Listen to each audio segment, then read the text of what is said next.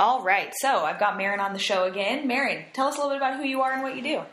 Yeah, so first I'll just say that I'm really happy to be here. And my name is Marin Bach-Antonsen, and my business is riseupgoddess.com. And I am a transformational coach for women visionary entrepreneurs who want to birth their soul-centered business. And I help them to understand and learn business fundamentals so that they can have a big impact and follow their destiny and ultimately turn their passion into prosperity and make money doing what they love. Beautiful. And I know that you do great work because I got to do some work with you. Yeah. And I know that you do a lot of community stuff, but you also serve people via phone, so you can work anywhere in the country, right? That's right. That's right. Yes, my business is partly online. Okay, so you do online, and you can do things in person and via phone, and you do workshops and classes, workshops and individual coaching? Correct. That's right. I do private coaching and I do group coaching. And one of the things that I've been doing for years is that I've actually been a women's circle facilitator. Okay. So I do sister circles. Perfect. It's part of my brand. Okay, great. Well, the reason I had you on the show today was so we could talk about Solstice. Mm-hmm. And have you done circles around Solstice? Oh, sure. Yeah, for years. Okay, perfect. So why don't we talk a little bit about, basically ground up, what is Solstice? Like, what's it about? Why is it on the calendar? You know, what is Solstice? Yeah, so Solstice is a really interesting holiday. So the first thing I'll say is that there are two solstices throughout the year. There's the winter solstice and the summer solstice. Okay. And it is the time of the year where the sun goes transverse. So basically on those two moments of the calendar year, the sun shifts its direction. Oh. Okay. So what happens in the winter solstice is now the sun is actually going to be arcing back, and the sun is going to grow. So in other words, starting at the winter solstice, one of the things that's so interesting as it relates to Christmas is that it's literally the day where the light is reborn. The spark of light is reborn. So in ancient cultures, like in earth-based cultures, pagan cultures, for example, it was a day where they celebrated the quote-unquote rebirth of the light. Interesting. It is interesting because if you look at all the secular holidays, ultimately it's all based around the rebirth of the light. Right. And so all of the holiday tradition really has its roots in this amazing event that's happening in nature. Okay. Wow. Yeah. So you said that it goes transverse. Correct. So that's not literal though, is it? Is it something that's like an illusion, or... But what does that mean? So it's the way that I think what it is the way that the Earth is ultimately in relationship to the sun. Got it. So it's just kind of, that's what it appears to be, and that's what it represents, and then the light, it starts to grow. Exactly. Because then the days start to get shorter, or longer again, right? In our hemisphere, correct. Right. Correct. So then it's also very dependent on hemispheres. Absolutely, because in Australia at this time it's completely the opposite. Got it. So they're in summer right now, whereas we're in winter, and they're going to be, on that day it's the summer solstice, and for us it's the winter solstice. Okay. So basically, if you think about it as a circle, the winter solstice marks the beginning of, the McDonald's arch. Yeah. So the beginning of like that arc. And then at the summer solstice, it begins to arc back. Okay. So in other words, from that moment forward, the days begin to shorten. Okay. From the winter solstice, the days begin to grow. The light begins to grow. Okay. And then what's so incredibly interesting, and you really realize like the brilliance and the wisdom of nature, is that at the exact arc points that are the mid-year points are when we celebrate the spring equinox and the fall equinox. And those are what are called the cross-quarter holidays. Okay. So in Earth-based culture, those are really significant holidays because they represent, these different shifts in energy and different shifts in nature. And then for those of us that really have learned and educated ourselves about solstice, there's also an energetic component to it. that's really significant that ultimately people can attune to. And it's one of the things, I'd love to share about today. Yeah, great. So I'm glad that we kind of start with like the literal component of what is it? So it's when, we know that the nights have been getting longer, as we've gone into winter, and now the days are going to start getting longer as we go into spring and summer. Exactly. So there's kind of the literal understanding, but yeah, let's dive into you keep using the term, the light begins to grow, right? Yeah. And I really appreciate that analogy. So I'd love to hear more about how do we look at that from a metaphoric or a symbolic translation or representation. So if you think about the metaphor of it, right now we're in the deepest, literally darkest part of the year. Right. And it's a time where, many of the animals begin to hibernate. So it's a real time of energetic hibernation. It's a time of shifting our energy inward. Okay. It's a time of a lot of self-reflection, a lot of depth, a lot of alone time and quiet. Back in ancient culture, it was the time of year where all of the different, so I'm going to use the Native American culture, for example. All of the different families would all gather together under one tent, in the longhouse, and they would literally keep hearth. They would keep the fire going throughout the season, number one, for warmth, but also for the symbology of connecting to the faith that the light is going to return. So it's a time where we can really tap into a couple things. Number one, some real deep inner reflection, to look back on our year and to think about how we've grown, how we've transformed, what we could have done better, how we can move into this next chapter of our lives, the literal term of like this next year, 2014, how can we move into it differently? What needs to change in order for us to be more effective or to be our best self? It's a great time for that kind of deep reflection. And ultimately, you see that in collective consciousness, like people thinking about the resolution. Sure. It's just like this natural thing that happens during this time of year because people, whether they realize it or not, they're actually connecting a lot with this energy. Right. Right. So it's a time where we kind of, and again, it's just a natural pattern. We start to disconnect from all the social activities, and it's a time of being home. It's a time of sitting around our own hearth fires. It's a time of getting cozy and being intimate. Everything just kind of slows down. And one of the things that people can be really wise to surrender to is that energetic time of year, is that slowing down. Right. I used to live in New York City, so I can tell you that a lot of people were not attuned to this, to this cycle in nature. Sure. But when we do, I really believe that we can gather some great benefit from it. So then, what are some examples, perhaps, of how people can really...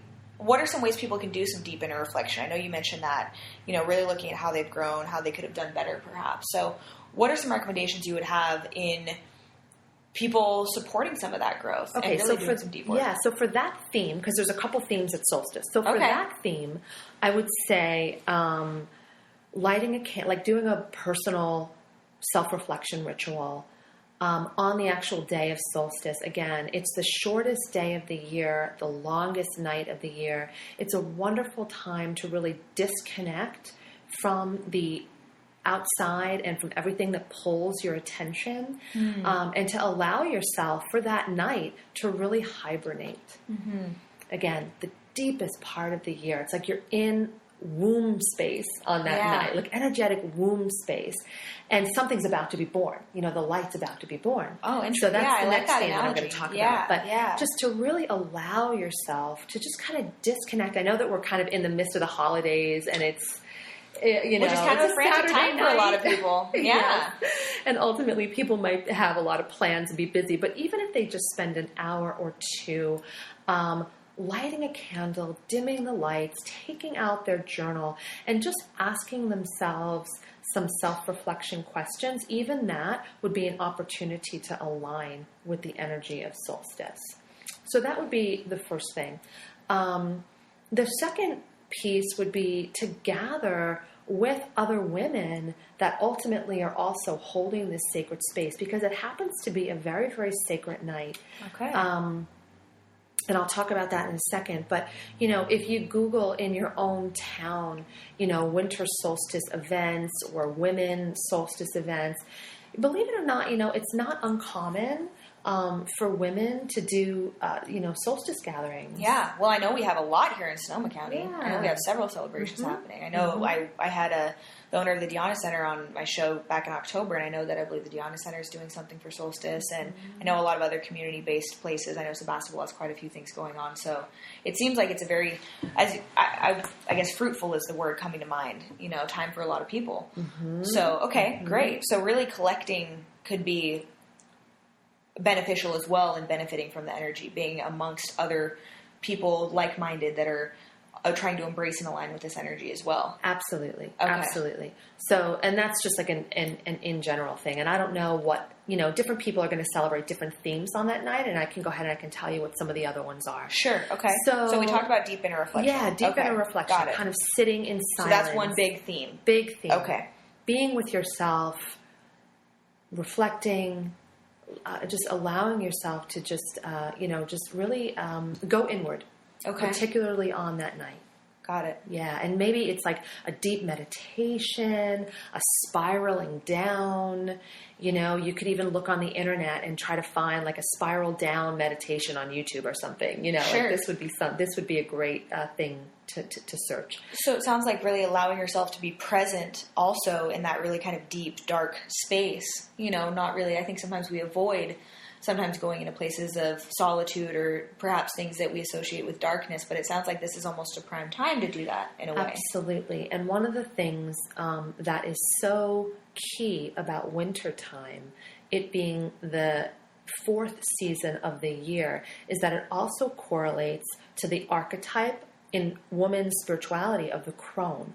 And the crone ultimately is the wise one. She's the one that is the keeper of wisdom. Okay. So on that night, if you were also to not only attune to this deep, you know, the deepness of the earth and sort of sitting in the womb of the earth, but also attune to the archetype of the crone. And the message there is that like all the wisdom that you need is within. Everything that you need to know, every question that you have, the answer is within. Got it.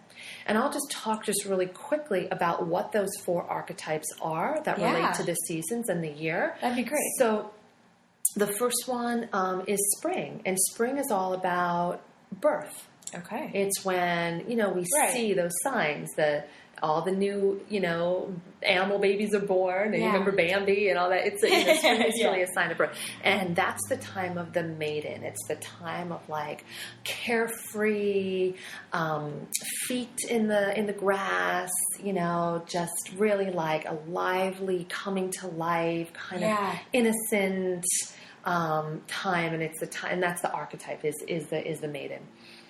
The second archetype is the archetype of the mother. And that's when the sun, remember solstice, is right on June 21st. That's when the sun is at the peak. It's hot. It's fiery outside. It is, you know, there's a lot of energy from the sun. And ultimately, when we think about archetypes, the energy of the mother is the birthing energy, and she is just full of that life force to be able to give birth, right? To be able to just to be on fire and to be able to, you know, what are you ultimately pregnant with that you want to give birth to? It's connecting to the archetypal mother as well as the literal mother, and that would be summer. And again, we think about the sun being at its zenith. It's like the most pregnant in that time with its own light, with its own life force, right?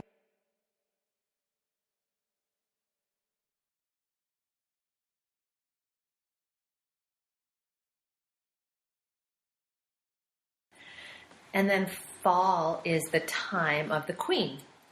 And the queen ultimately is the woman in about, past her childbearing years, in that peak time of life where now she's free to fully create, to shine, to be colorful. And you think about, how the leaves, they don't so much here in California, but back on the East Coast, the leaves kind of like they have this symphony before we move into wintertime, where they are just alive and bright and colorful. It's like they're having their last hurrah, if you will, much like a woman of that age might have before she moves into, sort of her crone years.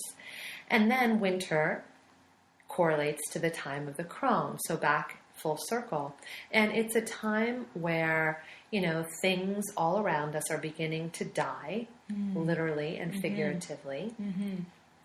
But much like the crone, winter is a time of deep, deep wisdom. And then that brings us back. We're sort of having a labyrinth here as we talk about this conversation. Yeah. It brings us back to the idea that on that night to really connect with our own inner wisdom, to take the time to be in the dark, to be in the womb of the earth, is a wonderful thing to give yourself the space and the time to do. Wow. Okay. Yeah. That's great. I'm glad that you shared those 4 different archetypes, like you said. So, okay, so what are some other themes then that come up around solstice? Okay, great. So another theme is surrender. Oh. So here we are. We think about... I think that's challenging for a lot of our culture, right? Absolutely. To really just be open to go deep, even in the first place, like we spoke about with the first theme, but then surrender. Wow, that's really challenging. People want to be in control of everything, right? Absolutely. Absolutely. In this great surrender, that is winter time, it's really about like letting it all go and trusting that it's going to be reborn again. And nature gives us that message every single year from winter into spring, that when we really do completely let go, and sometimes that means having to completely just, metaphorically die in order for ourselves to be reborn. So solstice ultimately is a great time to ask yourself, what am I attached to? What am I holding tight to? And how can I surrender? Oh, so can we let's touch a little bit more on that. What do you mean by what am I attached to? What am I hanging on to? Let's talk about what you mean by that and what might then be beneficial to then perhaps let go of, right? So what are some attachments that we might want to look at that maybe, are they attachments that aren't serving us, right? Sure. So let me give you an example. So I work with a client, and one of the things that she's attached to is success. Okay. Like she has a complete vision of what success should look like. Oh, and we don't like to shit on ourselves or other people, right? Exactly. And ultimately, that's one of the things that will give you an insight to where you might benefit to surrender, which is to notice where you have a really strong should. Right. An inner should. So looking at our shoulds, maybe. Yeah, that would be a great thing to do on solstice. Would that also associate with looking at then a lot of maybe deep-seated guilt or resentment that we have as well? Or is that kind of something different? Well, I think that's something different, Okay. But of course that's always potent, very, very deep, enlightening work, ultimately. And I suppose you could look at it in the opportunity to surrender your anger, to surrender your resentment, to surrender your your attachment to being right with somebody. And that could lead to deep forgiveness work. Right. Absolutely. Okay. So, so that's another theme that is very, potent around this time of year. Another one, which is different. So this is the kind of work that you might want to do first, is kind of this reflective work, this surrender work, this wisdom work, and then to look at what longs to be born through me. Oh. Because again, it's the night literally. Yeah. Where that spark is being reborn again. I had to write that down. What longs to be born through me? Yeah. Yeah. Yeah. And that's a beautiful question, because it's like really allowing yourself to align with your deepest desires. Yeah. And oftentimes, like, people they dream big. Right. And sometimes what longs to be born in you is just the need for more rhythm or ritual in your life. And just, or maybe what longs to be born in you is to be more creative. So it doesn't necessarily have to be a form. It could be a way of being. It doesn't have to be something that you ultimately want to do. I think that's one of the things that people make their biggest mistakes with New Year's resolutions, is thinking about, what to do that's different than what they normally do. Right. Doing rather than being, right? Yeah. Kind of one of the big issues again of our society is we become so hyper focused on do rather than just being present. Right. Exactly. Yeah. So that's a great, it's a time to like plant an energetic seed and to do some ritual around really, birthing that idea or birthing that intention. Right. And then, so one of the most powerful women's circles that I used to do was, there would be maybe 20 or 30 women in a room, and it would be a low lit room with a lot of candles and twinkle lights. And we would first do some meditation, and I would bring them down through a visualization that was a spiral that brought them down into the deep places within their own heart. And then I would ask them to focus on that question. And then we would actually take seeds, or sometimes it would be like a crystal bead or something. I'd have all, different years, different ways of doing it. And we would actually plant it in a little pot with soil and use it as an image or a ritual tool that you put on an altar, or you put on your windowsill, or you put on your dresser, something to remind you of the seed that you ultimately planted, and that seed needs to be nurtured. It needs to be tended to. It needs to be thought of. Yes. Yeah. So again, it's not the time for taking action. That's one thing that I really want to, and that's one of the things that I think people go wrong with, in resolutions, like jumping into action.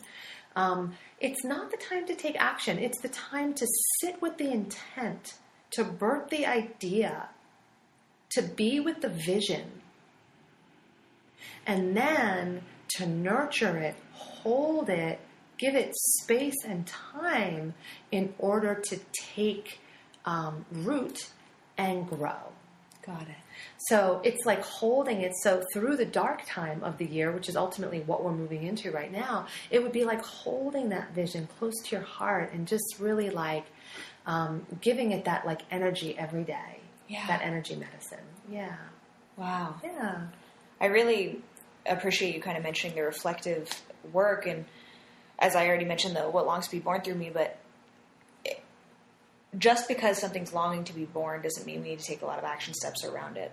And I think that's the point that you're really trying to make, right? Is recognizing like and this is something I'm passionate about, is like figuring out what gifts and talents do you bring to the world? Like how can your experience serve the world, right? Mm-hmm. And how can your education or maybe challenges that you've been through now, how can you grow from them and serve others, And I think that I'm wondering if some of this reflective work, as we start to figure out what is trying to be born through us, also connecting that to like, what is Source, or what is God, or what is the universe want us to be doing or creating as a channel for it, right? Because I really think that sometimes that's what we are, right? We're channels for what the universe wants us to be providing in this state of being. Right.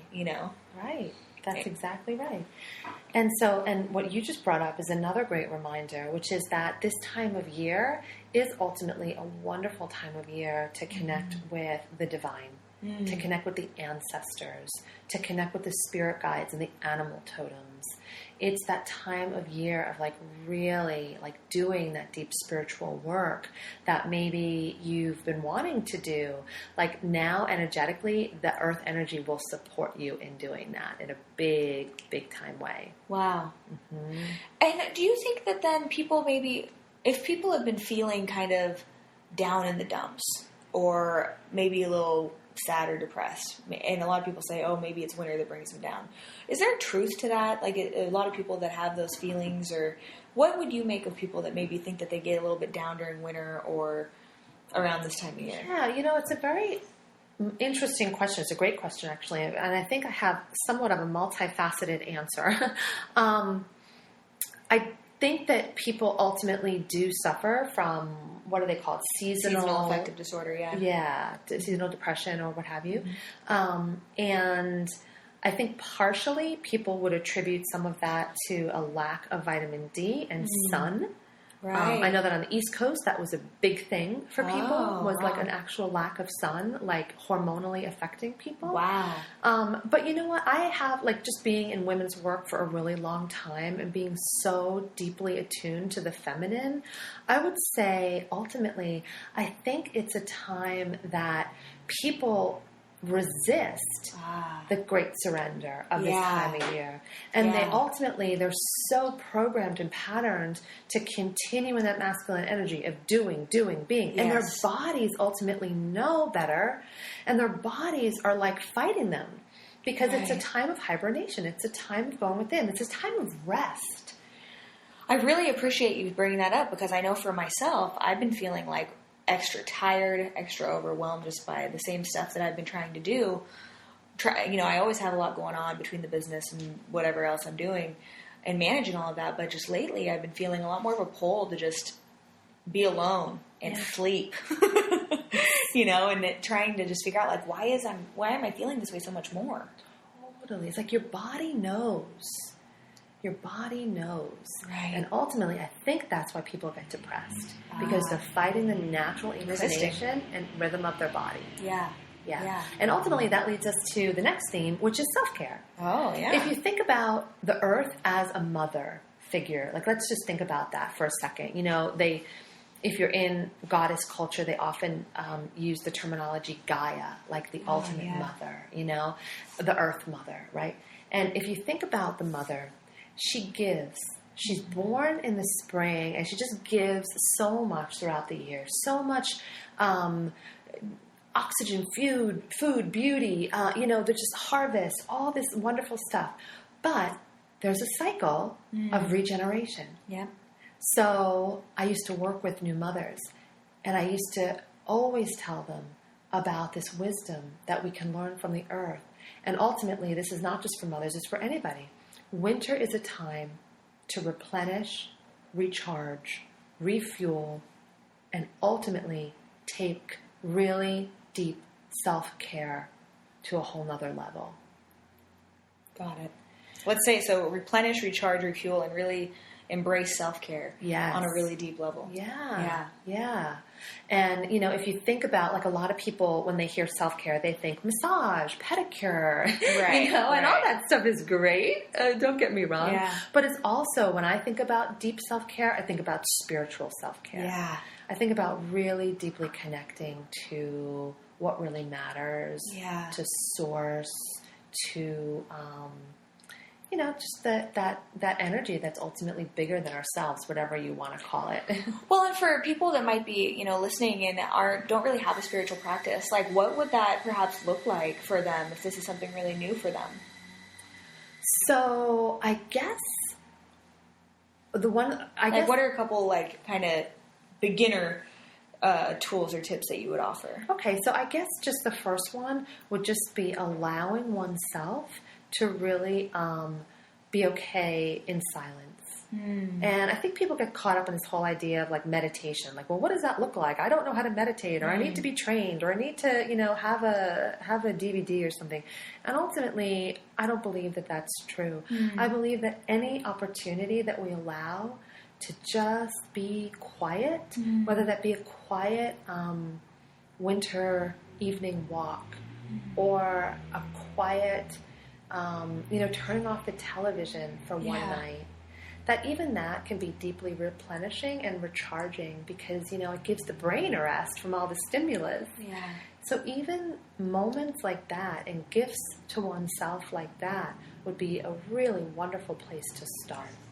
Okay. And if you think about even like just back to that theme of quiet, I mean, I know that it doesn't snow much here in California, but I'm sure many Californians have been, to Lake Tahoe or to Shasta or something. They've been in snow.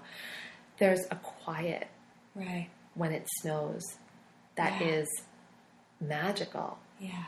And again, there's something that winter offers. With that, it's just that theme. It's like nature. It's like I always look to nature for its ultimate wisdom, And it's like, that's another theme of just like it's the opportunity to be quiet and imagine how sacred you feel when you're out in a new snow and you just go out there and there's just something alive and magical and quiet. It's like a veil's been parted or something. You just feel tingly or I don't exactly even know how to describe it. It's like almost beyond words. That's ultimately what's possible when we connect with our own quiet. Wow. That's a quiet that nature's giving us, but it's like we have access to that all the time. A deep peace and serenity is what it sounds like. Yeah. And ultimately, culture's not going to give it to us. Right. We have to like really forge the intention and the time to do it ourselves. Yeah.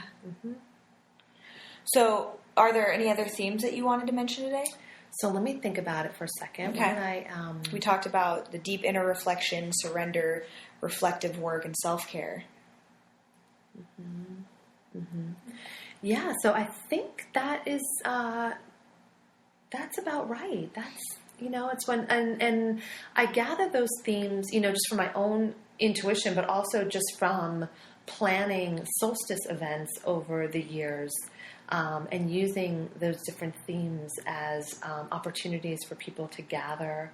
And, you don't need to sit in a circle of women. You can touch upon these themes and create your own ritual. Yeah. And there's no rules around ritual. I guess that's another thing that I'll just say is that winter solstice is a really potent night. And there's something that's happening in the air, if you will, or in, on the energetic matrix that is very potent, and to be able to connect with that, I think people will feel it.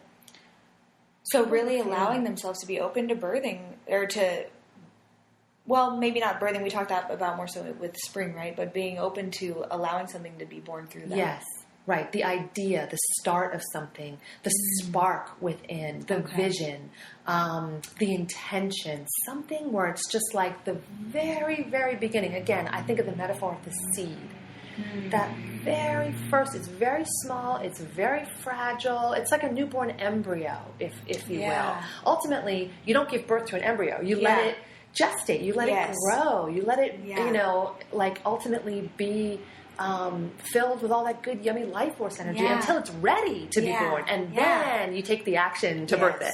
That's the best metaphor I can come up with about what solstice is. It's the conception, if you will. It's the spark that happens. I love it. Yeah. So then we're still 2 days out from solstice. So what would you say that there's work that people could be doing in these 2 days prior to solstice as well, since it's kind of that time of deep inner work, or, maybe just some ideas that you could throw out there for that, and then just kind of summarize a few ideas of what they could do on solstice itself to really maximize potentially taking advantage of the energy that it provides and the opportunity it provides. Yeah.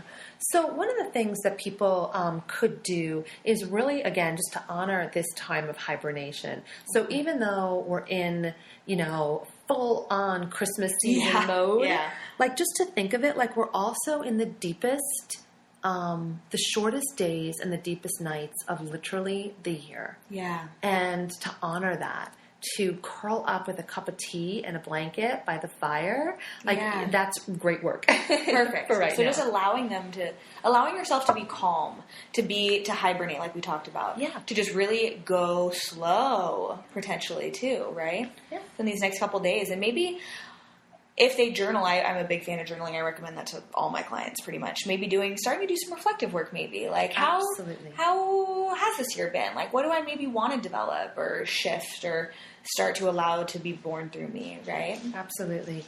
And yeah, it's ultimately like sitting in the questions. Right. Not needing answers just yet. Solstice is a great time to let the questions be born and just to sit in the questions. Mm-hmm. Mm-hmm. Because much like the embryo metaphor, it's like when we think about just birthing the questions and then allowing ourselves to just be with the questions, and ultimately, like, the answers will be born. So one of the things someone could do as a ritual for solstice would be white is a solstice color. Okay. So for all of my women's rituals, we used to always wear white. There'd be a beautiful room filled of, gorgeous women all dressed in white. Wow. So ultimately, somebody might go ahead and want to get real priestessy and, do a personal ritual. And one of the fun things they could do is dress in all white. Okay. Right? For any ritual, a cleansing bath is always recommended. So if before you do this deep work, you can go and you could do a salt scrub, you could sit in a salt bath, or even if you could just imagine having the intention of when you take an everyday average shower, taking it in a ritual way and just imagining that, like, anything that you need to release and get rid of, you do. Yeah. Right? That's a practice of, like, the priestesses that take baths before doing deep ritual work. Yeah. Right? As a way just to cleanse and calibrate your energy. Yeah. Then, okay, now you can go ahead, you can wear your white. Yeah. And really, go to the dollar store, treat yourself to one of those bag of votives, spend $10 and get whatever that would give you, 100 votives or something. And just, like, allow yourself to be in the dark, but in candlelight potentially. And to just sit in silence for a little while, to let questions be born in you, to write them down, to ask what you want of God, of the goddess. Right. And to, like, take that and to put it in a container, like a little womb container. Maybe it's like a little pot or a little bowl, or maybe it's even like a little piece of paper in soil or something. Anything that represents it, like, being contained and held, that you can go ahead and put that question even in that ritual way. Yeah. That would be a great start of a ritual. And then ultimately to, like, do some sort of a work where you allow whatever seed to be born in you. Mm-hmm. An intention, an idea, a vision, a new habit, a new relationship, if that's, financial prosperity, better health, whatever it is that you're just longing for, to allow it to be seen in a new way and to birth it on that night. And, you could light a special candle and speak the intention to the darkness on that night. Yeah. Right? You could go out and take a walk and even bury it, like, actually in the earth. If you live, like, by the woods, you could put it under a rock or something. There's lots of different ways, and again, there's no rules around solstice. It's just however it's like any tools, any ritual tools that we use. They're really just representative of the greater intent. So you could do whatever you want that would match these intentions. And ultimately, if anyone has great ideas, call in and let you know and share them. It's wonderful to share ideas for how to do ritual around these holidays. Yeah, absolutely. Mm-hmm. And the last thing I'll say is just, like, how wonderful it is that some people. I grew up Catholic, and anything other than Catholicism was considered weird or, in conflict with the church and the goddess. Oh my goodness, that was a major conflict to the church. But the solstice is such a beautiful example of how it's all connected. We're all celebrating the same thing, and we have more sameness than we have differences. Yeah. And so to not be afraid, to like really just embrace the goddess at this time fully, that it's not at all in conflict with anything else that you might celebrate. It's just a wonderful addition. So in my house, we do it all. We do solstice, you know, we do Christmas, and it's a great, you know, and ultimately it's not, I don't think of celebrating solstice as pagan or as a religion. I think of it as my birthright, as a human being that's connected to the earth. Oh, yeah. Yeah. Thank you for that. Yeah. And one clarifying point that I just want to, for people that maybe this is all new information to, I know we used a lot of feminine references and goddess references, but solstice is for men too, right? Oh, for sure. Men can celebrate solstice. And it's actually, I think, really important, you know, to have both our men and women really looking at some of this deep reflective work and allowing themselves also, especially men being such powerful beings in our world, you know, allowing them to also allow things to be born through them, right? And be magical creators as well. Absolutely. I mean, ultimately, we are all a balance of masculine and feminine energy. Exactly. Right? So it's all good. And I tend to be like Miss Mama Goddess. So all my languaging is all women stuff. But yes, of course, the men celebrate solstice. It's a wonderful time of year. Yeah. Yeah. And, you know, and when you give yourself the space to really sit in this, on this night, in this energy, I really do believe it will set your new year off on the right track, on the right path. Great. Yeah. Great. And I bet people are really, you know, I do think that we've kind of gotten closer to using New Year's as the way to reset and do stuff. But I think that by perhaps, like you said, incorporating a lot of this to really figure out what do we really want to shift? You know, what do we want to create? I think that doing some of this work could really be beneficial in people making some really powerful, long-lasting changes. So. Yeah, because resolutions a lot of time come from the mind, and they often come from a place of the void. I don't like this about myself, and so I'm going to do this. Yes. And that's that's not high vibration energy, you know. That's not liking yourself, and ultimately that's why it doesn't end up really taking hold for a lot of people. So solstice is like going into it with not knowing. It's like going into the dark, not knowing, having faith. Yeah. And you know what? Oh my God, Jen, that's actually that's the last theme. I knew that there was one more. Faith. Oh, which is a huge, huge, huge important theme for me in general. When you think about the tribal cultures that didn't know yet what we know, that didn't have the calendar, that lived by just the stars and the seasons. Yes.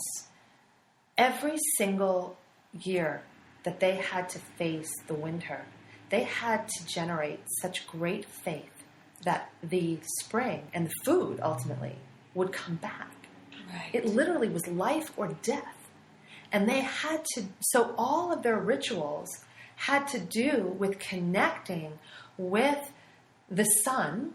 Yeah. That ultimately, you know, and honoring the sun in a way that would please the sun. Sometimes they thought of the sun as like a god or something. Yeah. So that the sun would ultimately return. Wow. And moving through the winter period is a wonderful metaphor for truly having faith through the darkness and through the uncertainty. So if there's one little bit of wisdom that I would share with people, it's that to live a better life, one needs to become more comfortable in uncertainty. Mm-hmm. Oh, say that again. To lead a better life, one needs to be more comfortable in uncertainty. Wow. I know that really resonates with me right now, so I really appreciate you saying that. Yeah. And then ultimately, it's like your happiness is measured by how comfortable you are. Yes. In uncertainty. Right. Right? Right. And so I think that's one of the other things that can get kind of stirred up for people, and maybe that leads to a little bit of the depression. I'm not sure. I'm not an expert. I'm not a therapist on this, but you know that like we are in a time metaphorically and collectively of uncertainty in the winter. Yeah. You know, it's like that ancient age again, where the people had to move through this season in a way that their survival was, you know, like hung in the balance. Right. So maybe on some level, subconsciously, like that's one of the reasons why people are uncomfortable in the winter and they can move through a lot of resistance and depression, is because, of that theme of the ultimately. But anyway, it's really about having faith. Yeah. And about generating the faith. Wow. Very, very full and fruitful. Thank you for giving us so much information and so many ideas about how to really, incorporate some ritual for solstice into our own lives, especially for people that this is maybe really new to, that just knew it was a day on the calendar. So, yeah. Thank you so much for sharing all of this. I really appreciate it. You're so welcome. Thanks for having me. I always love to be able to come and to be a guest on your show. So it's a pleasure. Thank you. Happy solstice to everybody. And of course, happy holidays and happy 2014. Yes. And just so everyone knows, Rise Up Goddess is how you can find more info about you, right? Correct. RiseUpGoddess.com. And there's a free gift on my website for any of the women visionary entrepreneurs out there that they would probably benefit from and want to check out. Perfect. Awesome. Well, thank you so much. I really enjoyed having you today. Thanks.